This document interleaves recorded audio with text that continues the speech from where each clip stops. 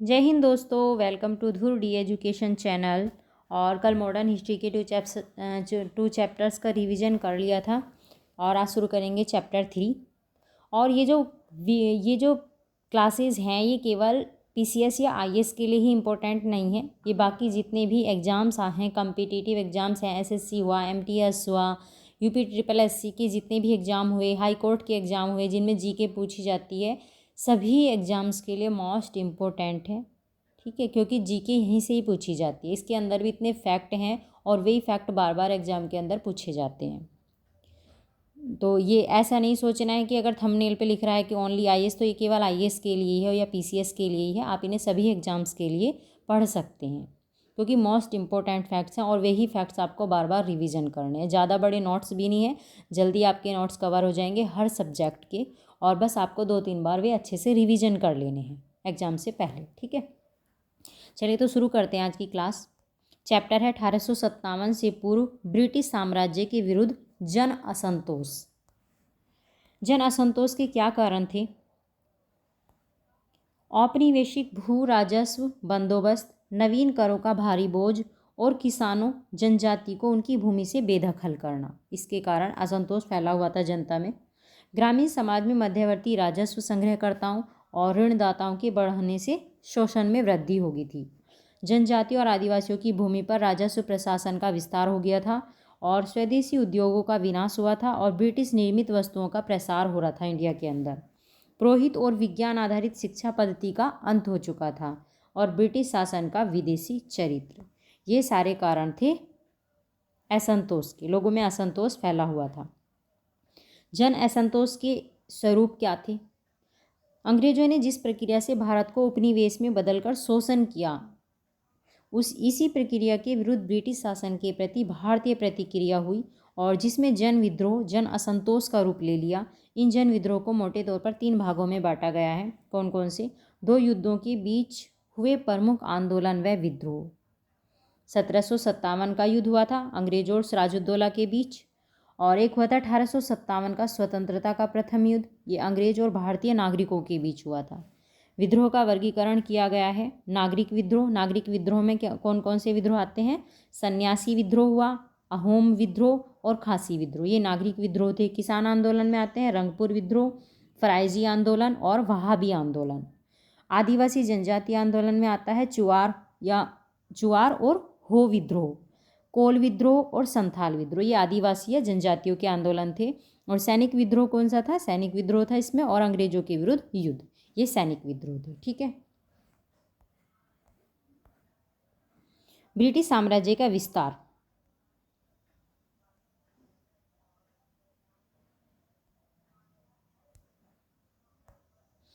जनजातीय क्षेत्र प्रभावित हुए। नवीन भू राजस्व नीतियाँ, महाजनों जमींदारों को अंग्रेजों द्वारा संरक्षण दिया गया। वन संपदा का दोहन किया इन्होंने।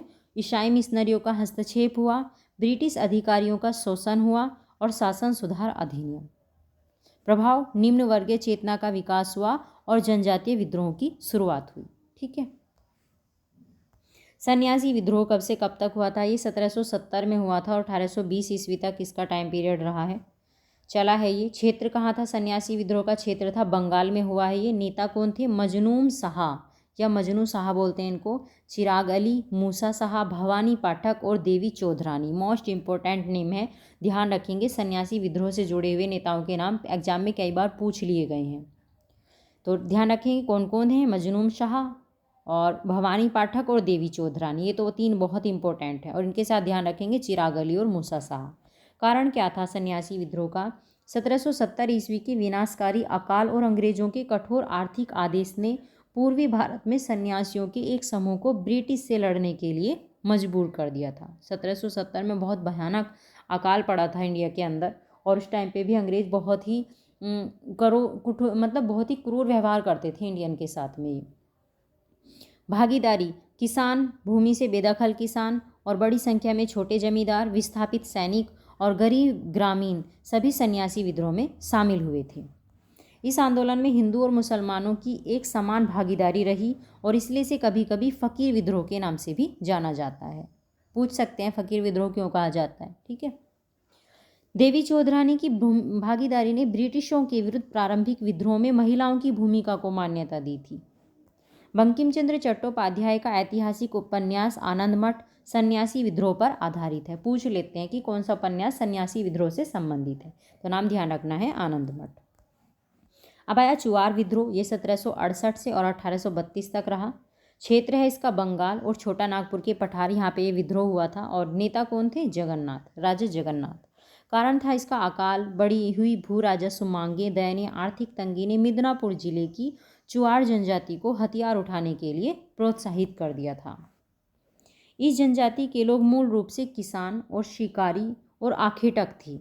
सबसे महत्वपूर्ण विद्रोह 1798 में दुर्जन या दुर्जोल सिंह के अधीन हुआ था। चुआड़ शब्द को कुछ इतिहासकारों द्वारा अपमानजनक माना जाता है, इसलिए इसे जंगल महल विद्रोह के नाम से भी जाना जाता है। ठीक है, ध्यान रखेंगे कि जंगल महल विद्रोह किसको कहा जाता है? चुआड़ को। चुआड़ विद्रोह के प्रमुख नेता कौन कौन से थे? माधव सिंह थे, ये बारभूम राजा का भाई था, राजा मोहन सिंह और लक्ष्मण सिंह। टीटू मीर का आंदोलन ये कब हुआ था? 1782 से और 1831 ईस्वी। इसका क्षेत्र बंगाल था। नेता कौन थे? निसार नथर अली और टीटू मीर, ये दो नेता थे इसके। और कारण क्या था? हिंदू भूस्वामी के खिलाफ था ये, और क्योंकि इन्होंने फैजियों पर ताड़ी कर लगाया था। ध्यान रखेंगे, पूछ लेते हैं आंदोलन के रीजन भी कि आंदोलन क्यों हुआ, क्या रीजन रहा है इसका। तो ये किसका था? हिंदू भूस्वामियों के खिलाफ था ये। सैयद मीर निसार अली या टीटू मीर एक किसान नेता थे जिन्होंने 1831 में जमींदारों और ब्रिटिश औपनिवेशिक अधिकारियों के खिलाफ नारकेलबेरिया विद्रोह का नेतृत्व किया था। नारकेलबेरिया विद्रोह को अक्सर अंग्रेजों के खिलाफ पहला सशस्त्र किसान विद्रोह माना जाता है। ठीक है, इंपॉर्टेंट पॉइंट है। आंदोलन ने किराएदारों के अधिकारों की रक्षा की थी। कोल विद्रोह ये हुआ 1831 ईस्वी में। क्षेत्र था छोटा नागपुर और नेतृत्वकर्ता कौन थे? बुद्धो भगत। विद्रोह का कारण था अंग्रेजों द्वारा उस क्षेत्र में प्रसार तथा कोलों की भूमियों को दिकुओं, बाह्य व्यक्ति थे ये, को हस्तांतरित किया जाना था। अंग्रेजों ने जो कोलों की भूमियां थी उनको किसको दे दिया था? दिकुओं को दे दिया था, और इस विद्रोह को कुचल दिया गया। यह विद्रोह रांची, सिंहभूम, हजारीबाग, पलामू, मानभूम के पश्चिमी क्षेत्रों में फैला था। विद्रोह की आग उस समय सुलगी जब कोल मुखियाओं मुंडा से बड़े पैमाने पर जमीन का हस्तांतरण हिंदू, सिख, मुस्लिम जैसे बाहरी किसानों को किया गया। उस टाइम पे ये विद्रोह और भी भड़क गया था। इस कार्य से छोटा नागपुर के कोल नाराज हो गए और 1881 में बुद्ध भगत के नेतृत्व में कोल विद्रोहियों ने हजारों बाहरी किसानों को मार दिया और जला दिया, और सैन्य अभियान से कानून व्यवस्था में शांति पुनः स्थापित की जा सकी। अब आया पाइक विद्रोह। ये कब हुआ था? 1817 में हुआ था, 1825 तक चला। ये हुआ था पाइक विद्रोह उड़ीसा के अंदर, और इसके नेता थे जगबंधु। बक्सी जगबंधु विद्याधर खुर्दा के राजा की सेना का सेनापति था। ठीक है, कौन है पाइक? पाइक उड़ीसा के परंपरागत पैदल सैनिक थे और अपनी सैन्य सेवाओं के लिए लगान मुक्त जमीन प्राप्त करते थे। सैन्य सेवा देते थे, उसमें उसके बदले में इनको लगान मुक्त जमीन मिलती थी। वंशानुगत आधार इस पर ये कार्य करते थे। ठीक है, पाइक कौन थे? पैदल सैनिक थे उड़ीसा के। कारण क्या रहा है? अंग्रेजी कंपनी द्वारा 1803 में उड़ीसा पर विजय प्राप्त की गई और खुर्दा के राजा को सिंहासन से हटाने के कारण पाइकों के सम्मान एवं शक्ति में बेहद कमी आई। इसके अतिरिक्त कंपनी की शोषणकारी भू राजस्व नीति जमींदारों और किसानों के बीच समान रूप से रोष का कारण बनी। लोक करारोपण के कारण नमक की कीमत में वृद्धि, स्थानीय मुद्रा समाप्त करने, करों का भुगतान चांदी में करने इत्यादि जैसे अंग्रेजी शासन के शोषणकारी कदमों से बुरी तरह प्रभावित थे। ये सारे रीजन थे विद्रोह के। 1814 में जगबंधु के पूर्वजों की किला रोरांग की संपत्ति को कंपनी ने जबरन जब्त कर लिया। विद्रोह की चिंगारी उस समय भड़की जब मार्च 1817 में खोंड लोगों का एक समूह गुमसुर से खुर्दा क्षेत्र में आ गया और स्थानीय पाइकों ने, जो कि मुगलों और मराठों के विरुद्ध मोर्चा ले चुके थे, अंग्रेजों का प्रभावी प्रतिरोध किया और खुर्दा जैसे स्थानों पर उन्हें करारी हार मिली। यह विद्रोह 1818 में आकर शिथिल पड़ गया। यद्यपि जगबंधु 1821 तक अंग्रेजों से प्रतिकार करते रहे। सफलता। पाइक विद्रोही बकायों में बड़ी छूट, मूल्यांकन में छूट मिली, ऋण चुकाने में अक्षम डिफॉल्टर्स लोगों को मनमाने रूप से एस्टेट की बिक्री को रद्द करने, निश्चित समय को लेकर नई व्यवस्था, और उदार शासन के अन्य उपबंधों को कराने में सफलता मिली। ठीक है, ये इनकी सफलता थी इस विद्रोह की। अब आया हो विद्रोह, ये रहा था 1820 से और 1837 ईस्वी तक। और कहाँ हुआ था ये? नागपुर सिंहभूम में, छोटा नागपुर सिंहभूम में। और नेता थे इसके राजा पराहत के नेतृत्व में हुआ था ये। हो जनजातियों ने किया था ये विद्रोह। कारण था इसका सिंहभूम जिले को अंग्रेजों द्वारा हस्तगत कर लिए जाने के विरोध में। रामोसी विद्रोह 1822 से 29 चलाए और 1839 से 41 ईस्वी में 2 बार हुआ ये। नेतृत्व करता थे चित्तूर सिंह 1822 में तो, और 1826 में उमाजी। कारण क्या था? पहाड़ी जनजाति की भूमि पर अंग्रेजों ने कर बहुत बढ़ा दिया था, कर बढ़ा दिया था जो पहाड़ी जनजाति की भूमि थी उस पर। रामोसी मराठा युगीन पुलिस थे। परिणाम क्या हुआ इसका? अंग्रेजों द्वारा शांति की नीति अपनाई एवं इस जनजाति के लोगों को पहाड़ी पुलिस में भर्ती कर लिया। ठीक है। अब कोल्हापुर या गडकरी और सामंतवादी विद्रोह, ये कब चला था? ये 1844 ईस्वी में शुरू हुआ था, कोल्हापुर, गडकरी और सामंतवादी विद्रोह। और इसका क्षेत्र क्या रहा है? महाराष्ट्र इसका क्षेत्र रहा है। नेतृत्वकर्ता कौन थे? फोंड सामंत, गडकरी विद्रोह के नेतृत्वकर्ता। ठीक है, या सामंतवादी विद्रोह की। कारण क्या था? गडकरी एक वंशानुगत सैन्य वर्ग था जो मराठा किलों में बसा हुआ था। 1844 के बाद कोल्हापुर राज्य में प्रशासनिक पुनर्गठन के दौरान इनको हटा दिया गया। बेरोजगारी के कारण गडकरियों ने विद्रोह कर दिया तथा समनगढ़ और भूदरगढ़ किलों पर कब्जा कर लिया। इसी तरह असंतोष के कारण सामंतवाड़ी क्षेत्रों में विद्रोह हुआ। यहाँ के लोग भी पहले 1830, 1836 और 1838 में अंग्रेजों के खिलाफ विद्रोह कर चुके थे, पहले भी कर चुके थे। इसके फलस्वरूप ब्रिटिश अधिकारियों ने इस क्षेत्र को नियंत्रण में लाने के लिए कई कानून पेश किए। फिर आया वहाबी आंदोलन, या इसको सल्फी आंदोलन भी बोलते हैं, वहाबी या सल्फी। 1830 से चलाए 1869 तक। क्षेत्र भारत में इस महत्वपूर्ण केंद्र पटना था। इसका महत्वपूर्ण केंद्र इस आंदोलन का कौन सा था? पटना था ये। हालांकि इसका विस्तार संपूर्ण भारत में हो गया। प्रवर्तक कौन थे इसके? सैयद अहमद बरेलवी, इंपॉर्टेंट है। इस आंदोलन का लक्ष्य इस्लाम में सुधार लाना था, परंतु भारत में इसका उद्देश्य अंग्रेजों एवं शोषक वर्गों का विरोध करना था। ध्यान रखेंगे क्या उद्देश्य था वहाबी आंदोलन का। ठीक है, वहाबी आंदोलन मूल रूप से एक इस्लामिक पुनरुत्थानवादी आंदोलन था और जिसकी स्थापना रायबरेली के सैयद अहमद ने की थी। ठीक है, जो सऊदी अरब के अब्दुल वहाब और दिल्ली के शाह वली उल्लाह के सिद्धांतों से प्रेरित था।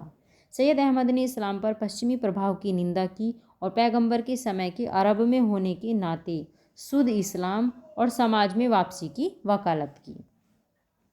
वहाबी आंदोलन ने ब्रिटिश साम्राज्य के विरुद्ध भावनाएं भड़काने में अहम भूमिका निभाई। राजद्रोह मुकदमे भी चलाए गए।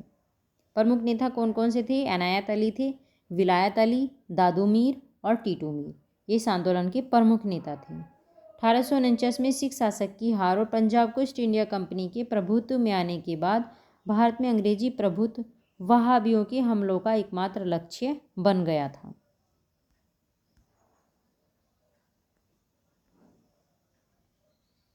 ठीक है, तो प्रमुख नेता याद रखने हैं। अब आया मुंडा उल गुलान विद्रोह, बहुत इंपॉर्टेंट है, पूछा गया है आई इसके एग्जाम में भी। उल गुलान विद्रोह क्या था? 1899 में हुआ था ये और 1901 तक चला। कहाँ हुआ था? ये रांची में। नेतृत्व करता थे इसके बिरसा मुंडा। मुंडा विद्रोह को ही बोलते हैं उल गुलान विद्रोह। मुंडा तो सबने नाम सुना होगा, है ना। कारण क्या थे इसके? सामंती एवं जमींदारी व्यवस्था प्रारंभ किए जाने तथा साहूकारों एवं ठेकेदारों द्वारा शोषण किए जाने के विरोध में हुआ था ये आंदोलन। ठीक है, कारण भी पता होना बहुत जरूरी है, कौन सा आंदोलन क्यों हुआ था। 1899 से 1900 ईस्वी में रांची के दक्षिण क्षेत्र के मुंडा और बिरसा मुंडा के अधीन हो गए थे। इस आंदोलन का उद्देश्य स्वतंत्रता प्राप्त करना और एक मुंडा राज्य स्थापित करना था। यह आंदोलन आगे जाकर हिंसात्मक हो गया और अंग्रेजों द्वारा इसका निर्ममतापूर्वक दमन किया गया और विद्रोहियों को जेल में डाल दिया गया और उनको सजा सुना दी गई मौत की। सफलता मिली। 1903 ईस्वी का काश्तकारी अधिनियम पारित किया गया था, इसकी सफलता ये थी, और जिसमें मुंडाओं की खूंटकट्टी प्रणाली को मान्यता दे दी गई थी। खूंटकट्टी, ठीक है, खूंटकट्टी प्रणाली। खासी विद्रोह हुआ था 1828 में और ये 1833 ईस्वी तक चला था और गारो और जयंतिया पहाड़ियाँ इसके क्षेत्र रहे हैं। यहाँ पे खासी विद्रोह हुआ है और नेता कौन थे? तीरथ सिंह। कारण क्या था इसका? गारो और जयंतिया पहाड़ियों के बीच पहाड़ी क्षेत्र पर अधिकार करने के पश्चात ईस्ट इंडिया कंपनी ब्रह्मपुत्र घाटी तक एक सड़क का निर्माण करना चाहती थी। इस निर्माण के लिए अंग्रेजों द्वारा बंगालियों और मैदानी क्षेत्रों से श्रमिकों को इस क्षेत्र में लाया गया।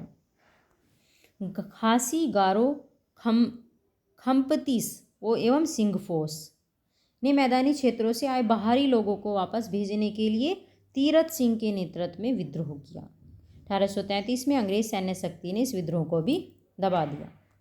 अब है सिंघफोस विद्रोह। ये कब हुआ था? 1830 ईस्वी में हुआ था ये असम के अंदर और इसके नेतृत्व करता थे निरांग फिदू। 1830 के पूर्वार्ध में असम में सिंघफोस के विद्रोहियों का ही दमन कर दिया गया, लेकिन उन्होंने विद्रोह निरंतर जारी रखा। 1839 के विद्रोह में ब्रिटिश राजनीतिक एजेंट की मृत्यु हो गई। 1849 में निरांग फिदू ने ब्रिटिश गैरी पर हमला कर कई सैनिकों की हत्या कर दी। निरांग फिदू ने, जो इस आंदोलन का नेतृत्व कर रहा था। इसमें कुछ छोटे आंदोलन भी शामिल थे, जैसे मिसमी आंदोलन हुआ था 1836 में, खामपति विद्रोह हुआ था 1839 और 42 के बीच, और लुलाई विद्रोह हुआ था 1842 और 1844 के बीच। पागलपंथी विद्रोह 1825 में हुआ था, 1850 तक चला था। कहाँ हुआ था? ये क्षेत्र भी ध्यान रखना है, बंगाल में हुआ था। और नेता कौन थे इसके? करम शाह और टीपू शाह। कारण क्या था? इस विद्रोह का किराए में वृद्धि कर दी थी।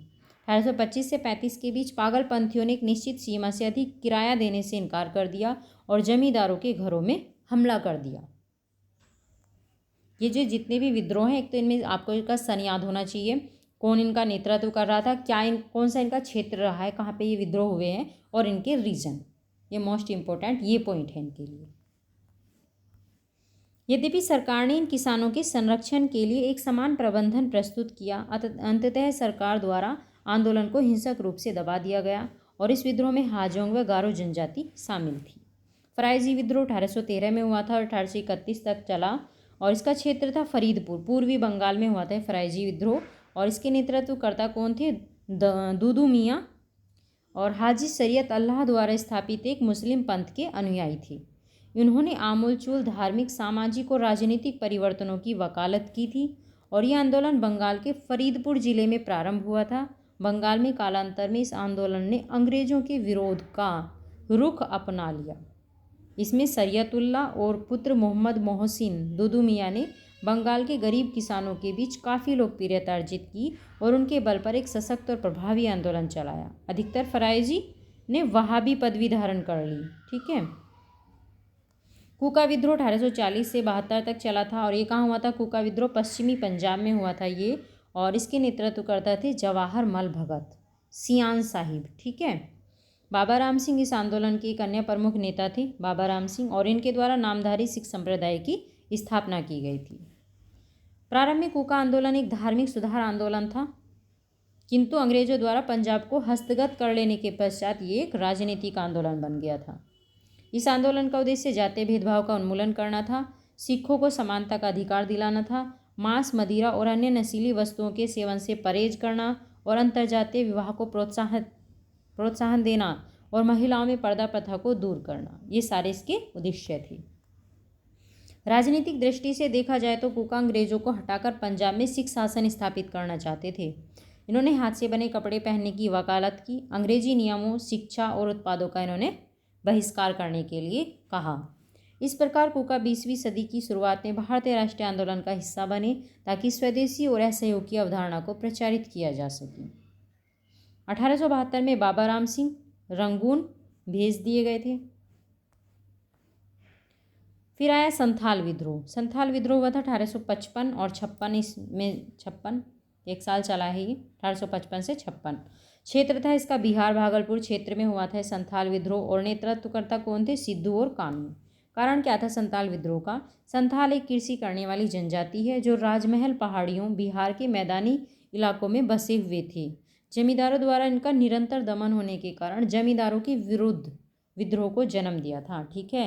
ये जो संथाल विद्रोह हुआ था ये जमींदारों के विरुद्ध हुआ था।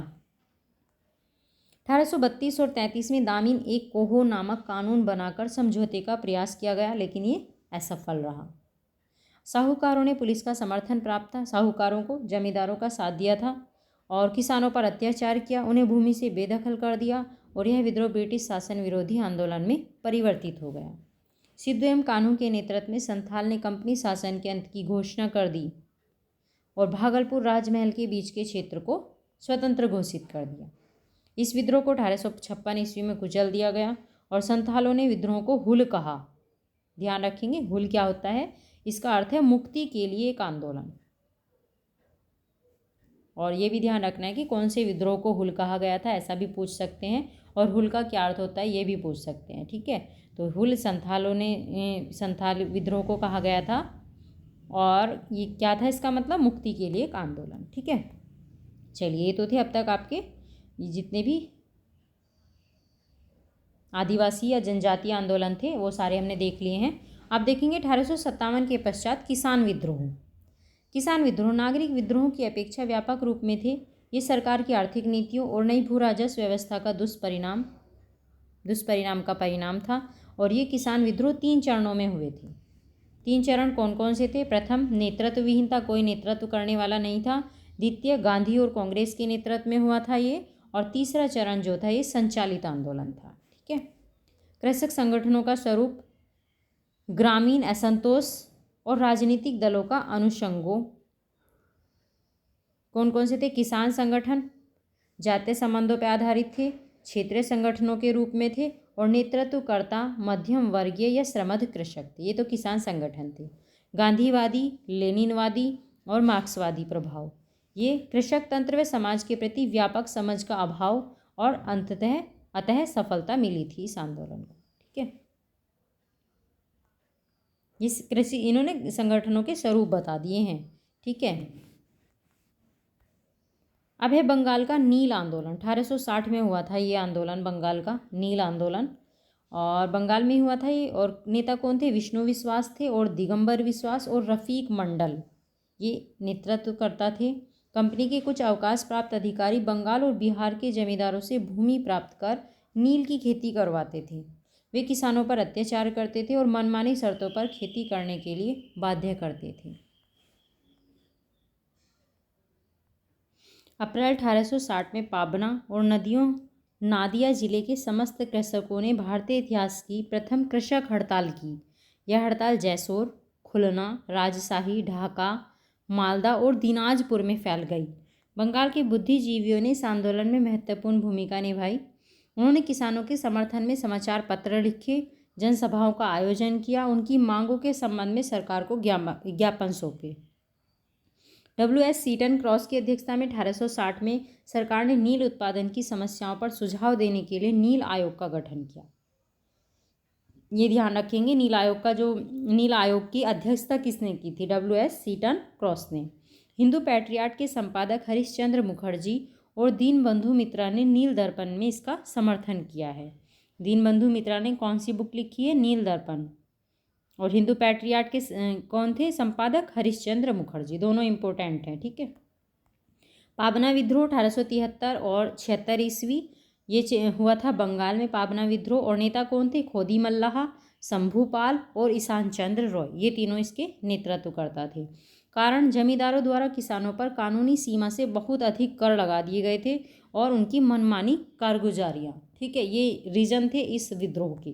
पाबना जिले के यूसुफ जाही परगने में 1873 ईस्वी में जमींदारों की मनमानी के प्रतिकार के लिए किसान संघ की स्थापना की गई। संघ ने जमींदारों के खिलाफ मुकदमे दायर किए, इसके लिए कॉज भी स्थापित किए। यद्यपि कृषक विद्रोह का यह चरण 1885 तक चला, जब तक बंगाल काश्तकारी कानून नहीं बना था। प्रमुख नेता कौन कौन थे? सुरेंद्रनाथ बनर्जी थे, आनंद मोहन बोस और द्वारकानाथ गांगुली ने इंडियन एसोसिएशन के मंच से आंदोलनकारियों का समर्थन किया था। दक्कन विद्रोह ये था 1874 ईस्वी में शुरू हुआ था। और कहाँ था ये? पुणे, सतारा और अहमदनगर में, यहाँ शुरू हुआ था। और इसके नेतृत्वकर्ता कौन थे? वासुदेव और बलवंत फड़के। कारण क्या था? कपास की कीमत में गिरावट हुई थी, करों का भारी बोझ, ऋण संबंधी कागजात में हेराफेरी और राजस्व मांग में 50% की वृद्धि और रैयतवाड़ी व्यवस्था दक्कन विद्रोह के उदय का आधार थी। ठीक है, कारण समझ में आ गया।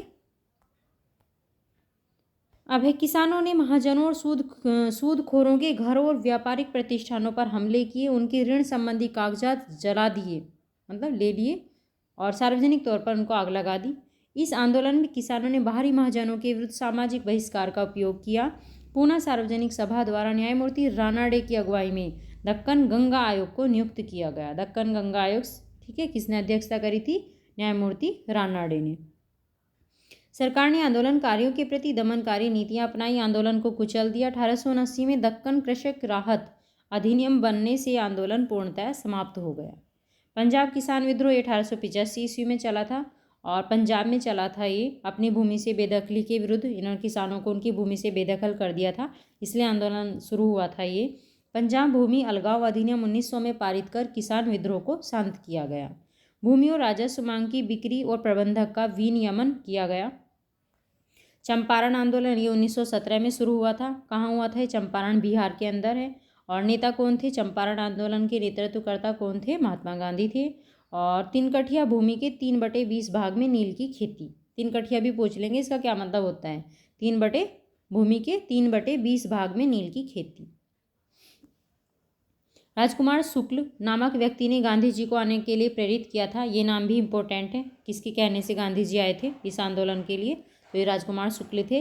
गांधी जी द्वारा अहिंसात्मक प्रतिरोध या सत्याग्रह का मार्ग चुना गया था, और जिसके फलस्वरूप शोषणकारी 3 कठिया प्रणाली को समाप्त कर दिया गया और चंपारण कृषि अधिनियम पारित किया गया। इस सभी मामले की जांच के लिए एक आयोग का गठन किया गया और गांधी जी को उसका सदस्य बना दिया गया। सफलता क्या मिली थी इसमें? गोरे बागान मालिक अवैध वसूली का 25% हिस्सा किसानों को लौटाने के लिए राजी हो गए थे। ये इसकी सफलता थी। प्रमुख नेता कौन थे इसमें? अनुग्रह नारायण सिन्हा थे, और रामनवमी प्रसाद थे, और शंभू शरण शर्मा थे। खेड़ा सत्याग्रह ये 1918 में हुआ था। कहाँ? गुजरात के अंदर हुआ था ये 1918 में। और नेता कौन थे इसमें? गांधी जी थे और सरदार वल्लभ भाई पटेल थे। क्या कारण था खेड़ा आंदोलन सत्याग्रह का?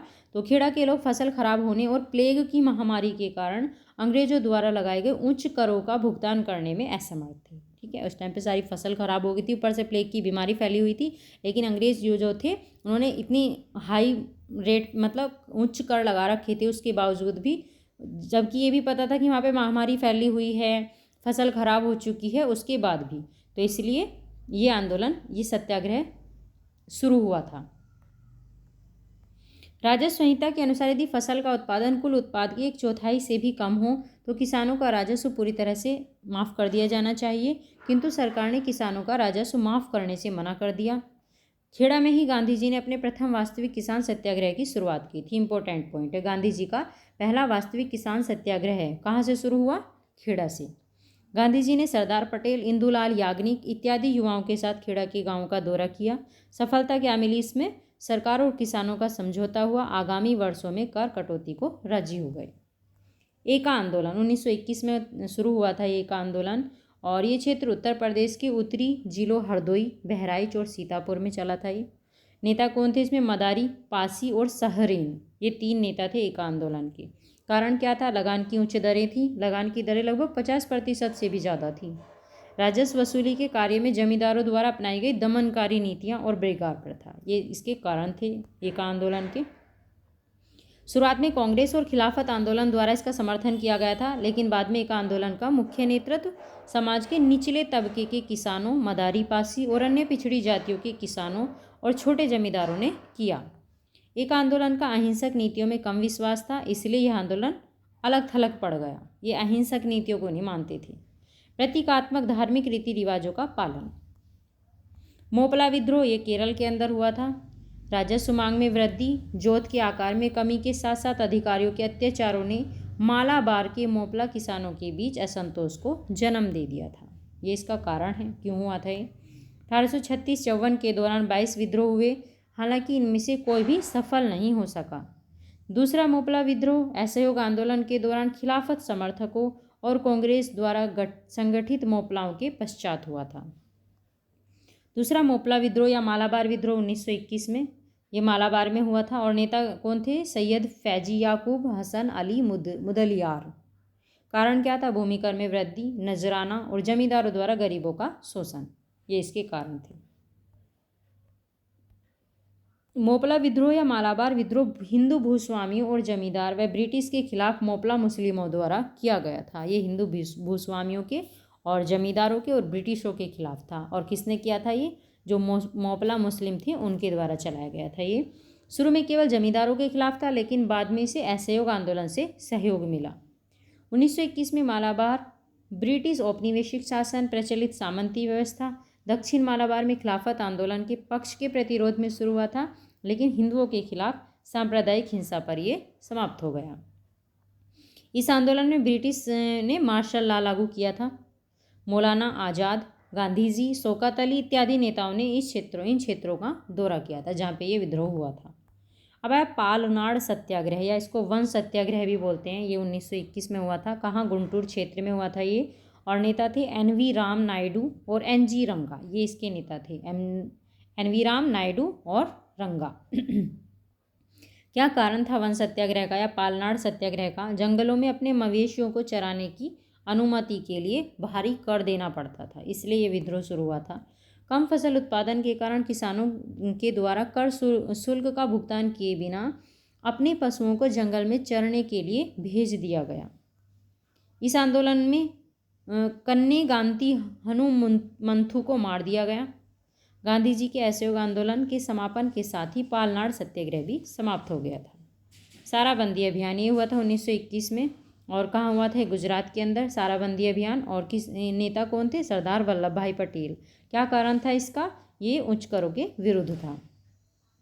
किसानों ने करों का भुगतान नहीं करने का फैसला किया, जिसने इसे शेष भारत के किसानों के लिए एक उदाहरण बना दिया। बिजोली आंदोलन ये 1916 में हुआ था, 1927 तक चला है। कहाँ हुआ था बिजोली आंदोलन? राजस्थान के अंदर। नेता कौन थे? सीताराम दास पथिक और माणिक्यलाल वर्मा, ये दो नेता थे बिजोली आंदोलन के। कारण क्या था? भूमि राजस्व और अन्य कर, ये इसके कारण रहे हैं। किसानों पर 86 विभिन्न प्रकार के उपकर लगाने के कारण, समझ गए, किसानों पे 86 अलग अलग तरह के उपकर भी लगा दिए थे। कर कम पड़ रहे थे, जो उपकर भी लगा दिए थे इन्होंने। 1927 में किसानों ने नए कर और बेगार के विरुद्ध सत्याग्रह के आधार पर आंदोलन आरंभ किया। किसान सभा 1918 में हुई थी, 28 तक चली है। संपूर्ण भारत में हुई थी ये किसान सभा।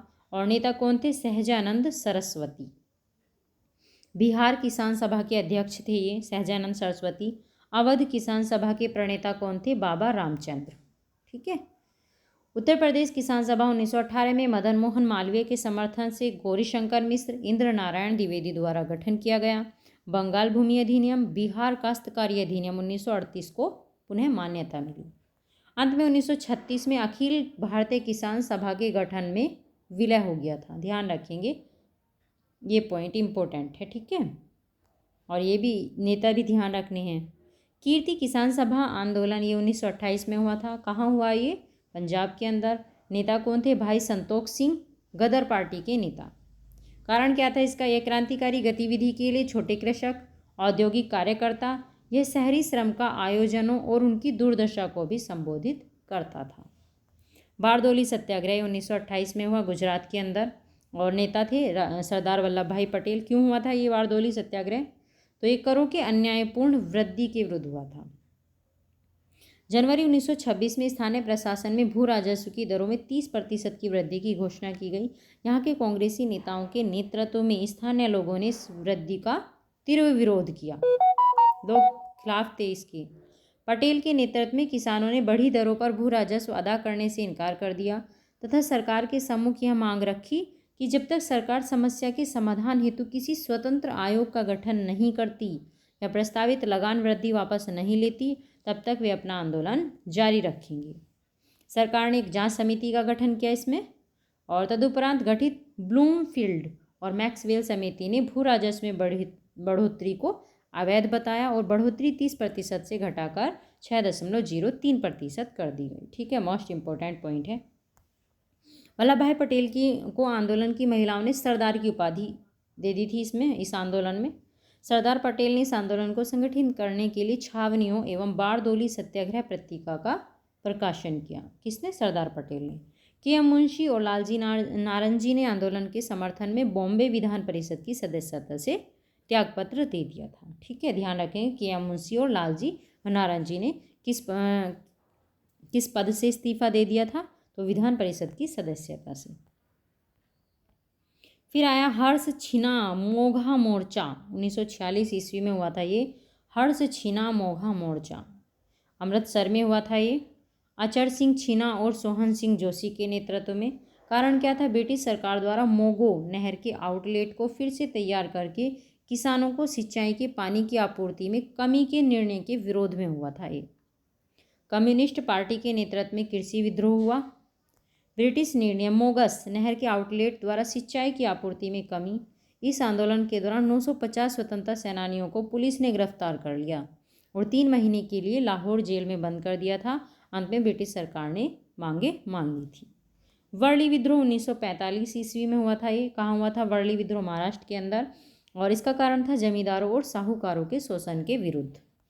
द्वितीय विश्व युद्ध के उपरांत विद्रोह का आयोजन वर्ली के किसानों और आदिवासियों द्वारा किया गया था और इस विद्रोह में बड़े पैमाने पर आदिवासी महिलाओं ने भाग लिया था। ठीक है, ध्यान रखेंगे किन्होंने पार्टिसिपेट किया, आदिवासी महिलाओं ने। इन महिलाओं की भागीदारी का समर्थन किसान सभा के नेता गोडवेरी पारुलेकर, जिन्हें आदिवासियों द्वारा गोडुताई बड़ी बहन के रूप में भी जाना जाता है, द्वारा किया गया था। गोडवेरी पारुलेकर के द्वारा। ठीक है, ये इसकी नेतृत्व करता है। पुन्नपरा वायलार विद्रोह ये 1946 ईस्वी में हुआ था। और कहाँ हुआ था ये पुन्नपरा वायलार विद्रोह? तो ये त्रावणकोर के अंदर हुआ था। कौन थे नेता? टी.के. वर्गीस वैद्ययन। पुन्नपरा वायलार विद्रोह 1946 एक कम्युनिस्ट विद्रोह था ये। ध्यान रखेंगे कैसा विद्रोह था? कम्युनिस्ट। और ये ब्रिटिश भारत की अंतरिम सरकार के विरुद्ध था। तेलंगाना विद्रोह 1946 में हुआ था, ये 1950 तक चला। यह आधुनिक भारत के इतिहास का सबसे बड़ा गुरिल्ला युद्ध था। ओके, इंपॉर्टेंट हो गया तेलंगाना विद्रोह। क्यों? क्योंकि ये आधुनिक भारत के इतिहास का सबसे बड़ा गुरिल्ला विद्रोह था। कारण क्या थे? स्थानीय देशमुखों द्वारा उपजाऊ भूमि पर कब्जा और खेतीहर मजदूरों का शोषण, ये इसके कारण रहे हैं। किसानों ने संगम के रूप में संगठित होकर देशमुखों पर आक्रमण प्रारंभ कर दिए और आंदोलन हिंसात्मक हो गया। संगम है ना। सितंबर 1947 में हैदराबाद पर भारत सरकार विजय के उपरांत आंदोलन समाप्त हो गया। प्रमुख विद्रोह और उसके काल। चकमा विद्रोह कब हुआ था? 1773 से 1889 ईस्वी तक। मैसूर रैयत विद्रोह 1830 से 1831 तक चला। जयंतिया विद्रोह 1860 से 1863 तक चला। वेलुथम्पी विद्रोह 1805 से 1809 तक चला। खामती विद्रोह 1839 और गंजाम का संघर्ष 1800 से 1805 तक। ओके, अब आया ये जितने भी आंदोलन थे किसानों के और आदिवासी जनजातियों के, हमने सब देख लिए। सारे ही मोस्ट इम्पोर्टेंट रहे हैं। ऐसा नहीं कि कुछ भी कि उसे छोड़ देंगे वो नहीं आएगा वो नहीं आएगा। पेपर में ऐसा तो है नहीं कि सब कुछ ऊपर ऊपर से पूछा जा रहा है। पेपर अच्छे पेपर बन रहे हैं अब इस टाइम पे। ठीक है, इसलिए सबको पढ़ना जरूरी है, सबके बारे में जानकारी होनी चाहिए। जन विद्रोह की कमजोरियाँ। समग्र रूप से ये विद्रोह जन विद्रोह थे, लेकिन ये क्षेत्रीय और अलग थलग थे। ठीक है, जन विद्रोह थे लेकिन कैसे थे? अलग थलग थे। नेतृत्व चरित्र में अर्धसामंती अधोगामी परंपरागत दृष्टिकोण वाला था। साथ ही उनके विरोध ने किसी प्रकार का सामाजिक विकल्प प्रस्तुत नहीं किया था। यद्यपि इनमें से अधिकतर विद्रोह विदेशी शासन को उखाड़ फेंकने की इच्छा के संदर्भ में एक समान प्रतीत होते थे, परंतु यह राष्ट्रवादी भावना या साझा प्रयास के कारण नहीं हुआ था, अपितु वे उन दशाओं और हालातों का विरोध कर रहे थे जो उन सब के लिए समान थी। ठीक है, राष्ट्र के प्रति विद्रोह नहीं थे ये वे जो अपने अंग्रेजों की जिन चीज़ों से परेशान थे, वे जमींदारों से परेशान थे जो वे उनका शोषण करते थे, उनके खिलाफ किए गए विद्रोह थे। इन विद्रोहों का स्वरूप वैचारिक सांस्कृतिक विषय वस्तु में काफ़ी प्राचीन था। इन आंदोलनों को प्राधिकारियों द्वारा रियायत देकर शांत कर दिया गया और इन विद्रोहों में विद्रोहियों द्वारा अपने विरोधी विदेशी शासन के विरुद्ध प्रयोग किए जाने वाले हथियार, पद्धति, रणनीति तुलनात्मक रूप से काफ़ी पुरानी और अप्रचलित थी। ठीक है, जो इन्होंने पद्धति इनके खिलाफ इन विद्रोह के अंदर यूज़ की थी। ये सारे हैं, सारे क्या दिए हैं? ये आंदोलन दे दिए हैं भाई। ठीक है, किसानों और नागरिक विद्रोह बता दिए हैं इन्होंने, कहाँ कहाँ हुए और कौन कौन से सन में हुए हैं। एक साथ सारे दे दिए। अभी तो मैंने ऊपर पढ़ा दिए हैं ये, और अब ये सारे के सारे यहाँ दे दिए हैं। जैसे देख लेते हैं मैप में पंजाब के अंदर कौन कौन से विद्रोह हुए थे। तो पंजाब के अंदर विद्रोह हुआ था कूका विद्रोह। ठीक है, और नेतृत्वकर्ता कौन थे? भगत जवाहरमल और राम सिंह कुका, इन्होंने इसका नेतृत्व किया था। गुजरात के अंदर कौन सा विद्रोह हुआ था? कच्छ विद्रोह हुआ था 1816 में, और इसका नेतृत्व किया था भारतमल और झरेजा ने। और एक हुआ था बघेरा विद्रोह, ये हुआ था 1818 में गुजरात के अंदर। सारे स्टेट के अलग अलग बता दिए हैं। महाराष्ट्र के अंदर कौन सा विद्रोह हुआ था? गडकरी विद्रोह हुआ था महाराष्ट्र के अंदर 1844 में, और नेतृत्वकर्ता कौन थे? बाबाजी अहिरेकर। गडकरी मराठा किले के संरक्षक थे। ठीक है, और ठीक है, और एक क्या हुआ था? रामोसी विद्रोह हुआ था 1822 में, और ये हुआ था किसके नेतृत्व में? चित्तर सिंह के और वासुदेव बलवंत फड़के के नेतृत्व में हुआ था रामोसी विद्रोह। एक है कर्नाटक में बता रहे हैं, ये पश्चिमी घाट का बताया है, और कर्नाटक में किट्टूर विद्रोह हुआ था 1824-1829 के बीच में, और इसका नेतृत्व किया था चेन्नम्मा व रयप्पा ने। ठीक है, किट्टूर विद्रोह कब हुआ था? 1824-29 में, और नेतृत्व किसने किया था? चेन्नम्मा और रयप्पा ने। पोलीगरो का विद्रोह हुआ था यहाँ पे, और पोलीगरो का विद्रोह तमिलनाडु में हुआ था ये 1801 में, और नेतृत्व किया था काट्टाबम्मान ने। और गंजाम विद्रोह हुआ था 1800 से 1805 में, और इसका नेतृत्वकर्ता कौन था? श्रीकर भंज। ठीक है, फिर है आंध्र प्रदेश में कौन कौन से विद्रोह हुए हैं? रंपा विद्रोह हुआ है 1879 के अंदर, और इन रंपा विद्रोह का नेतृत्व किया था सीताराम राजू ने। और चेंचू आदिवासी विद्रोह हुआ था यहाँ पे 1920 में, और इसका नेतृत्व किया था मोतीलाल तेजावत ने। स्टेट वाइज ध्यान रखने कहाँ पे कौन सा विद्रोह हुआ है, इसलिए मैप दिया है इन्होंने। पूर्वी गोदावरी में यहाँ कौन सा विद्रोह हुआ है? कोया विद्रोह, और नेतृत्व किया था टोम्मा सोरा ने। 1879 से 80 चला था ये कोया विद्रोह। उड़ीसा के अंदर हुआ था खोंड विद्रोह 1837 में, नेतृत्व किया था खोंड विद्रोह का चक्र बिसोई ने। पाइका विद्रोह हुआ था 1817 में, और इसका नेतृत्व किया था बख्शी जगबंधु ने। पाइका विद्रोह का बख्शी जगबंधु। और संभलपुर विद्रोह ये 1833 से 62 में हुआ था, और इसका नेतृत्व किया था सुरेंद्र साई ने। फिर है पश्चिम बंगाल। पश्चिम बंगाल में कौन कौन सा हुआ है? पश्चिम बंगाल में हुआ था सन्यासी विद्रोह, ये हुआ था 1770 में सन्यासी विद्रोह, और नेतृत्व किया था सन्यासी गिरी संप्रदाय ने। एक हुआ था फकीर विद्रोह 1776 के अंदर, और इसका नेतृत्व किया था मजनू शाह चिराग अली ने। पागलपंथी विद्रोह हुआ था 1813 के अंदर, और इसका नेतृत्व किया था करम शाह और टीपू मीर ने। फराइजी विद्रोह 1820 में हुआ था, और इनका नेतृत्व किया था दादू मियाँ ने।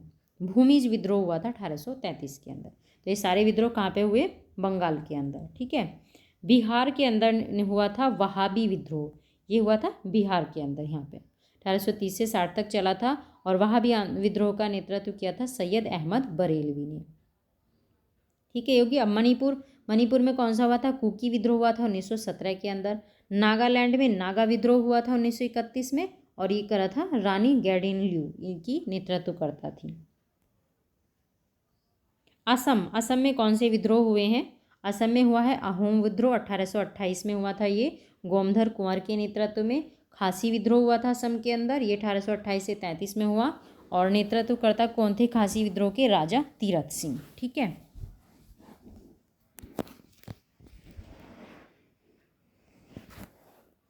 हो गया ये असम के अंदर हुए हैं। अब रह गए हैं कौन से? बिहार का देख लिया हमने, और बिहार के अंदर एक तो ये वहाँ भी बता दिया इन्होंने, और एक ये हुआ था चेरो विद्रोह 1801 में, और इसका नेतृत्व किया था भूषण सिंह ने। झारखंड के अंदर कौन से विद्रोह हुए हैं? झारखंड के अंदर देख लेते हैं। कोल विद्रोह हुआ था झारखंड में 1831 में, नेतृत्व किया था कोल विद्रोह का बुद्धो भगत ने। संथाल विद्रोह 1855 से 56 में हुआ था, और इसका नेतृत्व किया था सिद्धू और कानू ने, संथाल ने विद्रोह का। खैरवार विद्रोह हुआ था 1874 में, और इसका नेतृत्व किसने किया था? मुंडा ने 1899। नहीं सॉरी, मुंडा विद्रोह अलग था, 1899 में हुआ था। ताना भगत आंदोलन 1914 में हुआ था, और ताना भगत के आंदोलनकर्ता कौन थे? जतरा भगत।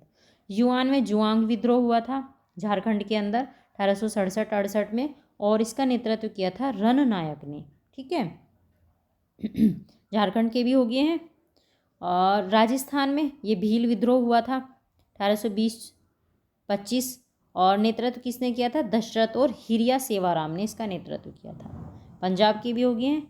ठीक है, सबके बता दिए कहाँ कहाँ कौन कौन सा आंदोलन हो, एक साथ दे दिया इन्होंने, किस स्टेट में कौन कौन से आंदोलन सबसे इम्पोर्टेंट है। ठीक है, एक दो बार याद रखोगे, सारे फैक्ट हैं इम्पोर्टेंट, देख लो सारे फैक्ट हैं, ये एग्जाम में पूछे जाते हैं और इन्हें तुम भूल जाते हो। 2-3 बार रिवीजन कर लोगे तो अच्छे से याद हो जाएंगे ये। अब 1857 का विद्रोह। ठीक है, 1857 के विद्रोह के क्या कारण रहे। अब तक तो हमने सारे जनजातियों के, किसानों के सारे आंदोलन, आज सारे विद्रोह हमने कर लिए हैं, कब हुए, कहाँ हुए, किसके नेतृत्व में हुए, क्यों हुए, सब का पता चल गया आज। अब करेंगे हम 1857 का विद्रोह। 19वीं शताब्दी के प्रारंभिक काल की परिस्थितियों में सुधार कार्यक्रमों ने विद्रोह को जन्म दिया और रूढ़िवादिता ने राष्ट्रवाद को। अंततः यह असंतोष एक प्रचंड जन विद्रोहों के रूप में सन 1857 में प्रकट हुआ, क्योंकि लोगों में बहुत ही असंतोषजनक स्थिति बनी हुई थी। पहले से अंग्रेजों के जो काम थे कुछ ऐसे ही थे, जमींदारों के प्रति, अंग्रेजों के प्रति लोग पहले से ही असंतुष्ट थे। विद्रोह के क्या कारण रहे हैं। आर्थिक कारण हैं, पारंपरिक भारतीय अर्थव्यवस्था का विनाश।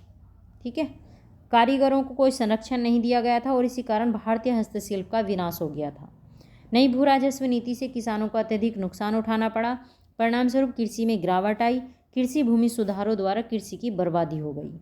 औद्योगिक नीति ने भारतीय व्यापार और व्यापारियों 1813 और 1833 का चार्टर अधिनियम को प्रभावित किया और देसी रजवाड़ों के नष्ट होने से कलाकार, विद्वान, धार्मिक उपदेशक राज के संरक्षण से वंचित हो गए, जिससे इनकी आर्थिक स्थिति खराब हो गई। ये तो थे आर्थिक कारण। राजनीतिक कारण क्या रहे हैं। अंग्रेजों का भारतीय जनता के सामाजिक धार्मिक मामलों में हस्तक्षेप। ठीक है, व्यापगत का सिद्धांत, सहायक नीति, रिंग फेंस के माध्यम से विस्तार की ब्रिटिश नीति, ये भी बहुत बड़ा रीजन था 1857 के विद्रोह का।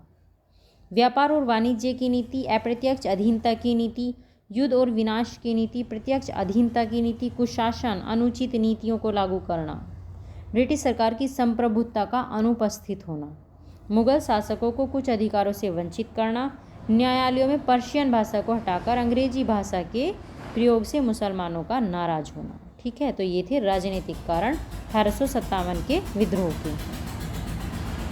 अब आया प्रशासनिक क्या था। प्रशासनिक कारण क्या थे। भारतीय समाज के मध्यम एवं उच्च वर्गों को विशेषकर उत्तर भारत में उच्च वेतन वाले प्रशासनिक पदों से वंचित कर दिया गया।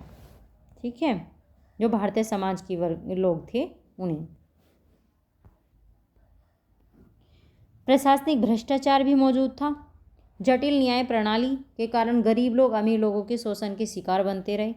कंपनी प्रशासन में व्यापक भ्रष्टाचार था, विशेष रूप से पुलिस, निम्न अधिकारियों और अधीनस्थ अदालतों में व्यापक भ्रष्टाचार और शोषण असंतोष का मुख्य कारण था। ठीक है, सैनिक विद्रोह। 1857 की क्रांति से पूर्व भारत में कई स्थानों पर सैनिक विद्रोह के स्वर फूटने लगे थे। जैसे 1764 में बक्सर का युद्ध हुआ, 1806 में बेल्लोर मढ़ का सैनिक विद्रोह हुआ, 1825 ईस्वी में असम में तोपखाने में विद्रोह हुआ, 1844 ईस्वी में ऊंचित भत्ते के अभाव में सिंध के सैन्य अभियान पर जाने से मना कर दिया गया, 1849-50 में गोविंदगढ़ पंजाब के एक सिख रेजिमेंट का विद्रोह। सामाजिक आर्थिक कारण क्या रहे हैं। मूल भारतीयों के प्रति नस्लीय भेदभाव, व्हाइट मैन बर्डन का सिद्धांत, समझ गए, नस्लीय भेदभाव था गोरे कालों का। ईसाई मिशनरियों द्वारा धार्मिक प्रचार, अपने ईसाई धर्म का प्रचार करते थे लोग। सती प्रथा का उन्मूलन, विधवा पुनर्विवाह अधिनियम, महिला शिक्षा को प्रोत्साहन, पारंपरिक भारतीय समाज में हस्तक्षेप। ठीक है, मस्जिदों, मंदिरों आदि पर कराधान, कर लगाते थे ये लोग। भारी घटनाओं का प्रभाव, जैसे क्रीमिया युद्ध हुआ था, उसका प्रभाव पड़ा इंडियंस पे। 1854-56 में हुआ था क्रीमिया युद्ध। पंजाब युद्ध हुआ था 1845 से 49 ईस्वी में। प्रथम अफगान युद्ध हुआ था 1838 से 42 ईस्वी में। इन सभी युद्ध में अंग्रेजों को भारी नुकसान का सामना करना पड़ा, जिससे भारतीयों को नवीन आशा और प्रेरणा मिली। सिपाहियों के बीच असंतोष था। जाति विशेष, वेशभूषा पर प्रतिबंध और जैसे पगड़ी, इन सब पे ये प्रतिबंध लगाते थे। विदेशी यात्रा के लिए मजबूर करते थे विदेशों की यात्रा के लिए, जो हिंदू परंपरा में निषिद्ध था। ठीक है, समुद्र को लांघना हिंदू परंपरा में निषेध था। भारतीय सिपाहियों को नस्लीय भेदभाव और अधीनता के लिए असमान वेतन मिलता था। नई शुरू की गई एनफील्ड राइफल्स ट्रिगर पॉइंट में बीफ फैट कोटिंग थी। ये भी बहुत बड़ा रीजन रहा इसका। विद्रोह की शुरुआत मेरठ के सैनिकों ने 10 मई 1857 को जेल खानों को तोड़कर भारतीय सैनिकों को मुक्त कराया और अंग्रेजों को मारना शुरू कर दिया। मेरठ में मिली सफलता से उत्साहित होकर सैनिक दिल्ली की ओर कूच करने लगे। दिल्ली पे कब्जा कर लिया। दिल्ली के विद्रोही भी सिपाहियों के साथ शामिल हो गए और दिल्ली शहर को उन्होंने अपने नियंत्रण में कर लिया। अगले दिन 11 मई को सिपाहियों ने वृद्ध बहादुर शाह जफर थे, ये मुगलों के शासक थे, को हिंदुस्तान का सम्राट घोषित कर दिया। लेकिन बहादुर शाह दुर्बल व्यक्तित्व, वृद्धावस्था और नेतृत्व क्षमता के कारण विद्रोहियों को योग्य नेतृत्व नहीं दे सके और दिल्ली पर यह उनका कब्जा अल्पकालिक रहा। दिल्ली की पराजय। ब्रिटिशों द्वारा सितंबर में दिल्ली पर हमला किया गया। 6 दिनों के युद्ध के बाद सितंबर 1857 में अंग्रेजों ने पुनः दिल्ली पर अधिकार कर लिया। हजारों निर्दोष लोगों का नरसंहार किया। सैकड़ों लोगों को फांसी दे दी थी। बूढ़े राजा को पकड़ लिया गया और बाद में उसे रंगून भेज दिया गया था। वहीं 1862 में उनकी मृत्यु हो गई।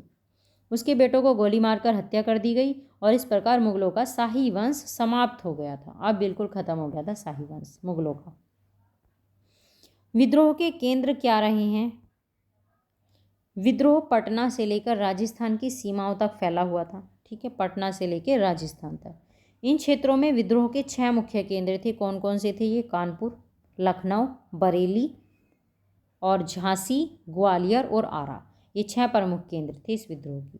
ठीक है, 1857 ईस्वी का विद्रोह। प्रमुख केंद्र और नेता ये बताए गए हैं इसके अंदर। कहाँ कहाँ कौन नेता थे देख लेते हैं। मेरठ में देखो, मेरठ में इसके विद्रोह का नेता कौन था? कदम सिंह थे मेरठ के अंदर। दिल्ली में कौन थे?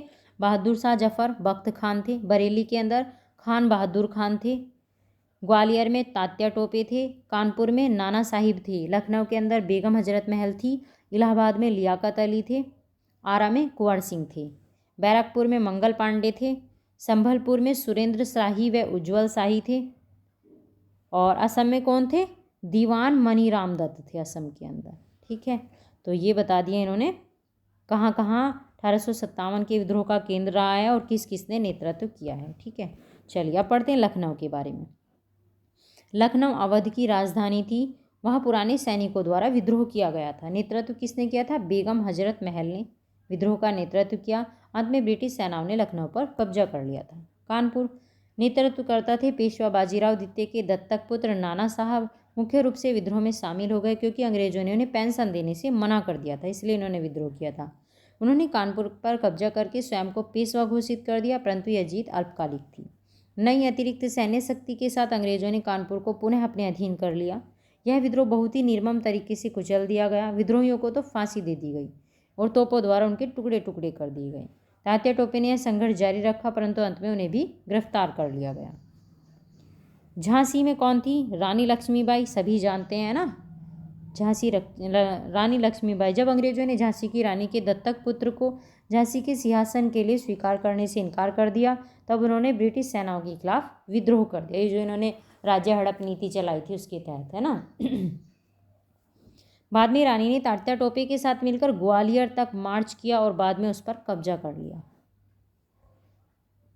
उन्होंने अंग्रेजों के वफादार सहयोगी सिंधिया को बाहर कर दिया और उसके उपरांत भयंकर युद्ध हुआ, जिसमें रानी झांसी की रानी शेरनी की तरह लड़ी।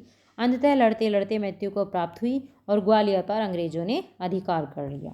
बिहार में कौन थे? जगदीशपुर। बिहार जगदीशपुर में थे कुंवर सिंह द्वारा विद्रोह का नेतृत्व किया गया, जो कि आरा के 70 वर्षीय जमींदार थे। अब ये इन्होंने सारे एक साथ दे दिए हैं कहाँ पे कौन नेतृत्व करता थे और ब्रिटिश अधिकारी कौन था विरोध में। देखते हैं। दिल्ली के अंदर, दिल्ली में थे बहादुर शाह द्वितीय और जनरल बख्त खान, इन्होंने नेतृत्व करा था आंदोलन का।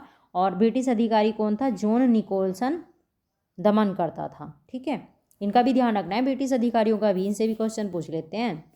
लखनऊ में कौन था? बेगम हजरत महल था, बिरजीस कादिर और अहमदुल्लाह, इन तीनों के नेतृत्व में हुआ था लखनऊ विद्रोह। और हेनरी लॉरेंस और सर कॉलिन कैंपबेल, ये ब्रिटिश अधिकारी थे, ये दमन करता थे। ठीक है, कानपुर में नाना साहिब, राव साहिब, तात्या टोपे और अजीमगढ़ खान ये थे। और कौन था अंग्रेज? कौन था ब्रिटिश अधिकारी? था सर कॉलिन कैंपबेल। झांसी में और ग्वालियर में रानी लक्ष्मीबाई और तात्या टोपे थे और जनरल ह्यू रोज था ब्रिटिश अधिकारी। फैजाबाद में मौलवी अहमदुल्लाह थे और ब्रिटिश अधिकारी था कर्नल नील। फर्रुखाबाद में नवाब तफज्जल हुसैन थे आंदोलन के नेतृत्वकर्ता। बैरकपुर में मंगल पांडे थे।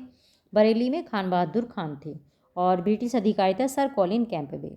इलाहाबाद और बनारस में मौलवी लियाकत अली थे और ये कौन थे? ब्रिटिश अधिकारी था कर्नल जेम्स नील। बागपत में शाहमल ने नेतृत्व किया था। राजस्थान में जयदयाल सिंह ने और हरदयाल सिंह ने नेतृत्व किया था। असम के अंदर कांड परेश्वर सिंह और मनीराम दत्त बरुआ इन्होंने नेतृत्व किया था। उड़ीसा में सुरेंद्र शाही और उज्जवल शाही ने। बिहार के अंदर कुंवर सिंह और अमर सिंह ने नेतृत्व किया था और ब्रिटिश अधिकारी कौन थे? विलियम टाइलर और आई, इन्होंने दमन किया था इस आंदोलन का। और कुल्लू में कौन था? राजा प्रताप सिंह। ठीक है, तो इम्पोर्टेंट ये है, इम्पोर्टेंट है सारे के सारे केंद्र भी, नेतृत्वकर्ता भी और ब्रिटिश अधिकारी भी। ठीक है, चलिए अब विद्रोह का दमन।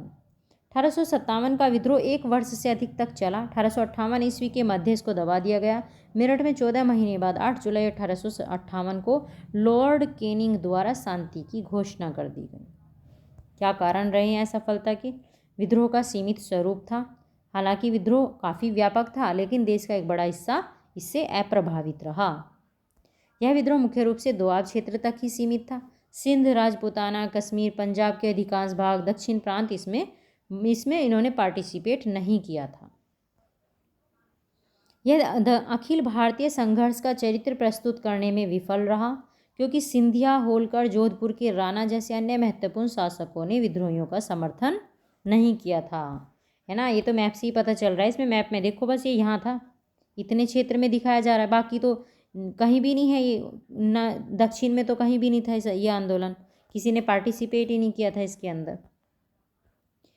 कोई प्रभावी नेता नहीं था इस आंदोलन का। विद्रोह में एक प्रभावी नेता की कमी थी, इसमें कोई दो राय नहीं कि नाना साहब, तात्या टोपे, रानी लक्ष्मीबाई बहादुर नेता थे लेकिन वे समग्र रूप से आंदोलन को प्रभावी नेतृत्व नहीं दे सके।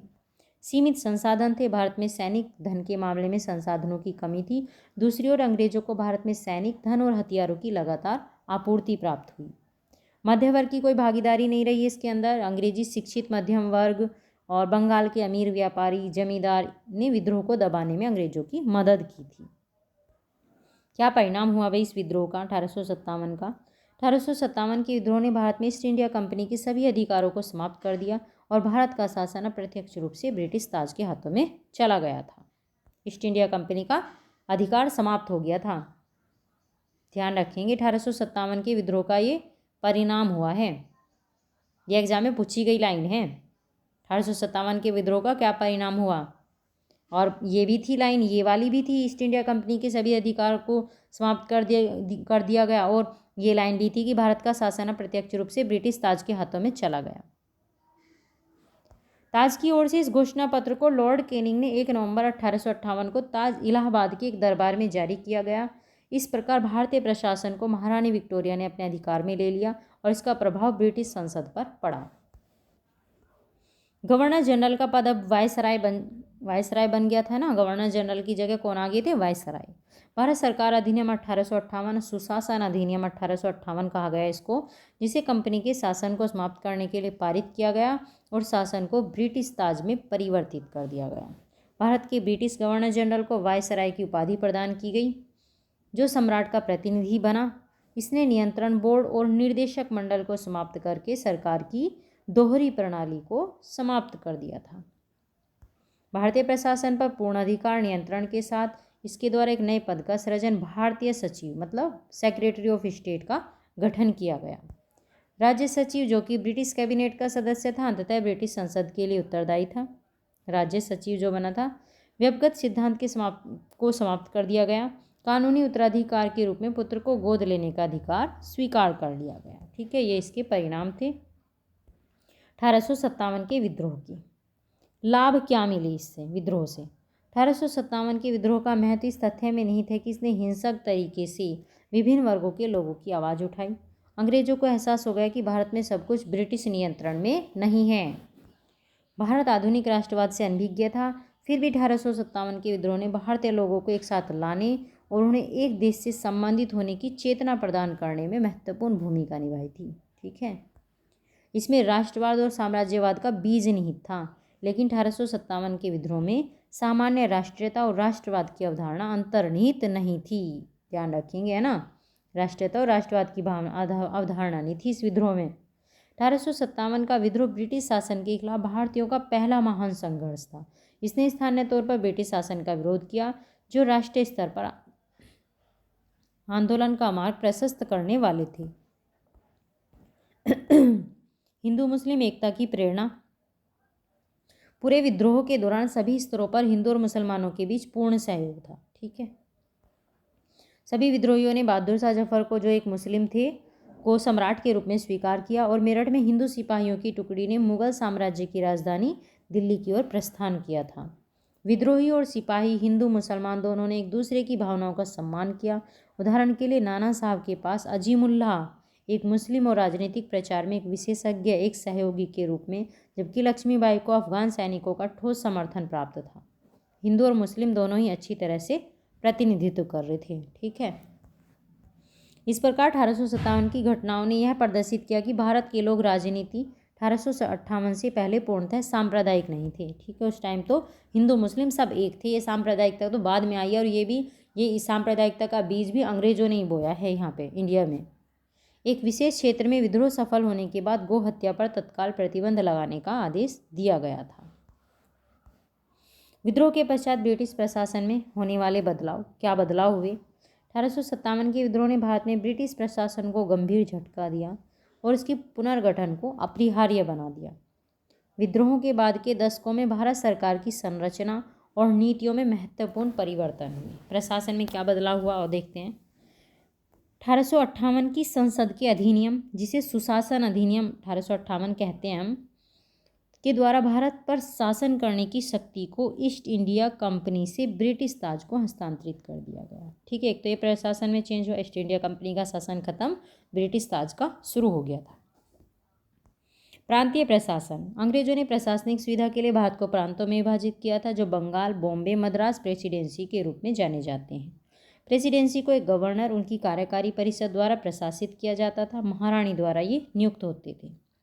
अन्य प्रांतों को राज्यपाल और मुख्य आयुक्तों द्वारा प्रशासित किया जाता था, जो गवर्नर जनरल द्वारा नियुक्त किए जाते थे। स्थानीय निकाय। वित्तीय कठिनाइयों ने सरकार को नगर पालिकाओं और जिला बोर्डों के माध्यम से स्थानीय सरकार को बढ़ावा देकर प्रशासन को विकेंद्रीकृत करने का नेतृत्व प्रदान किया। ठीक है, स्थानीय निकायों जैसे शिक्षा, स्वास्थ्य, स्वच्छता और पानी की आपूर्ति स्थानीय निकायों को हस्तांतरित कर दी गई थी और स्थानीय करों के माध्यम से उन्हें वित्त प्रदान किया गया। ठीक है, स्थानीय निकायों को। सेना में क्या परिवर्तन हुए? भारतीय सेना को 1858 के बाद सावधानीपूर्वक पुनः संगठित किया गया था, विशेष रूप से एक और विद्रोह को रोकने के लिए। पील कमीशन की रिपोर्ट पर यूरोपीय शाखा को सेना में वर्चस्व की मान्यता दी गई। अब यूरोपीय शाखा को दी गई वर्चस्व की मान्यता। सेना में भारतीयों की तुलना में यूरोपियों का अनुपात बढ़ा दिया गया था इस विद्रोह के बाद। सैनिकों की भर्ती के लिए एक रॉयल कमीशन का गठन किया गया था। तोपखाने, टैंक, बख्तरबंद कोर की महत्वपूर्ण शाखाओं को विशेष रूप से यूरोपीय हाथों में रखा गया था। इंडियंस को नहीं दिए गए थे ये सब। पता चला कि फिर दोबारा से विद्रोह कर दिया। भारतीयों को उच्च पदों से बाहर रखा गया था। 1814 ईस्वी तक कोई भी भारतीय सूबेदार के पद से ऊपर नहीं हो सकता था। भारतीय सेना का संगठन फूट डालो राज करो की नीति पर आधारित था, ताकि ब्रिटिश विरोधी विद्रोह में फिर से एकजुट होने की संभावना को रोका जा सके। समझ गए? बड़ी संख्या में पंजाबियों, गोरखाओं और पठानों जैसी सेना के एक नए वर्ग को भर्ती किया गया था। अब पंजाबी, गोरखाओं और पठानों को लेना शुरू कर दिया था इन्होंने सेना में। विद्रोह के प्रमुख विचार क्या कह रहे हैं, किसने क्या बताया है इस विद्रोह को? वीडी सावरकर ने क्या कहा है कि 1857 का विद्रोह प्रथम स्वतंत्रता संग्राम था। ये पूछा जाता है, वक्तव्य आ जाता है लिखा हुआ, और पूछ लेते हैं कि किसने कहा था ये। ठीक है, स्वार्थपूर्ण सैनिक विद्रोह था। ये किसने कहा है? जॉन सीले ने कहा है कि 1857 का विद्रोह एक स्वार्थपूर्ण सैनिक विद्रोह था। नेहरू जी ने क्या कहा है? 1857 का विद्रोह मात्र एक सैनिक विद्रोह नहीं था, बल्कि स्वतंत्रता के लिए भारतीयों का आंदोलन था। बेंजामिन डिज़रेली ने क्या कहा है? 1857 का विद्रोह सचेत संयोग से उपजा राष्ट्रीय विद्रोह था। सर जेम्स आउटरम ने 1857 का विद्रोह मुसलमानों के षड्यंत्र का परिणाम था। सर जेम्स आउटरम ने बताया, इसको, ये अंग्रेज था ना। आरसी मजूमदार ने क्या कहा है, 1857 के विद्रोह में राष्ट्रीयता की भावना का अभाव था तथा यह सैनिक विद्रोह से बढ़कर और कुछ भी नहीं था। सुरेंद्र नाथ सेन ने 1857 का विद्रोह प्रारंभ में सैन्य विद्रोह था, बाद में इसका स्वरूप राजनीतिक हो गया। टी.आर. होम्स ने कहा है कि यह सभ्यता और बर्बरता के बीच का संघर्ष था। पुस्तक 1857 के विद्रोह से संबंधित first war of Indian independence, ये पुस्तक है, लिखी थी वीडी सावरकर ने। द ग्रेट रिवेलियन, ये थी अशोक मेहता की पुस्तक। Scopy mutiny and the revolt of 1857, RC Majumdar. और 1857, ठीक है, ये किसने लिखी थी, एस.एन. सेन ने, ठीक है, ये बुक थी इससे संबंधित। 1857 के विद्रोह से संबंधित महत्वपूर्ण तिथियां देखेंगे अब। 2 फरवरी 1857 को क्या हुआ था, 9वीं स्थानीय पैदल सेना को बहरामपुर में विप्लव हो गया था। 10 मई 1857 को क्या हुआ, मेरठ में सैनिकों का विप्लव हुआ। 11 से 30 मई 1857 को दिल्ली, फिरोजपुर, बम्बई, अलीगढ़, इटावा, बुलंदशहर, नसीराबाद, बरेली, मुरादाबाद, शाहजहांपुर और अन्य उत्तर प्रदेश के नगरों में विद्रोह का फूटना, मुगल सम्राट को भारत का सम्राट घोषित करना, ये सारे काम हुए थे 11 से 30 मई 1857 को। इम्पोर्टेंट है ये डेट, इनसे क्वेश्चन आते हैं। जून 1857 में क्या हुआ था, ग्वालियर, भरतपुर, झांसी, इलाहाबाद, फैजाबाद, सुल्तानपुर, लखनऊ इत्यादि में विप्लव हुए। गंगा और सिंध के मैदानों में, राजपूतानों में, मध्य भारत, बंगाल के कुछ भागों में असैनिक विद्रोह हुए। जुलाई 1857 में क्या हुआ, इंदौर, महू, सागर, जेहलम और स्थालकोट जैसे पंजाब के कुछ स्थानों पर विप्लव हुआ। अगस्त 1857 में सागर और नर्मदा घाटी के समस्त प्रदेश में असैनिक विद्रोह हुए। सितंबर में दिल्ली पर अंग्रेजों का पुनः अधिकार हो गया था। मध्य भारत में विद्रोह हुआ। अक्टूबर 1857 में कोटा राज्य में विद्रोह फैल गया था। नवंबर 1857 में विद्रोहियों ने जनरल विंडहम को कानपुर के समीप परास्त कर दिया था। दिसंबर 1857 कानपुर का युद्ध सर कॉलिन कैंपबेल ने जीता और तात्या टोपे भाग गए थे इसमें। मार्च 1858 लखनऊ पर अंग्रेजों का अधिकार हो गया था। अप्रैल 1858 में झांसी पर अंग्रेजों का अधिकार हो गया था। बिहार में जगदीशपुर के कुंवर सिंह द्वारा विद्रोह किया गया था। मई 1858 में अंग्रेजों ने बरेली, जगदीशपुर, कालपी को पुनः जीत लिया था और भारतीय विद्रोहियों द्वारा रुहेलखंड में छापामार आक्रमण आरंभ किया गया था। जुलाई से दिसंबर 1858 में क्या हुआ, संपूर्ण भारत में अंग्रेजी सत्ता पुनः स्थापित हो गई थी।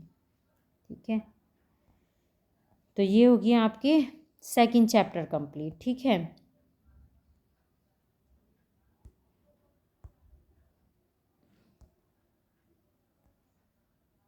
आज हो गया आपके 2 चैप्टर कंप्लीट।